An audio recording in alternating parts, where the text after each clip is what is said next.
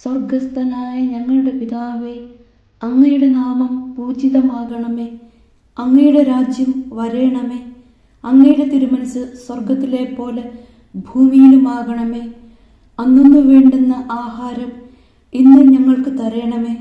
ഞങ്ങളോട് തെറ്റ് ചെയ്യുന്നവരോട് ഞങ്ങൾ ക്ഷമിക്കുന്നത് പോലെ ഞങ്ങളുടെ തെറ്റുകൾ ഞങ്ങളോടും ക്ഷമിക്കണമേ.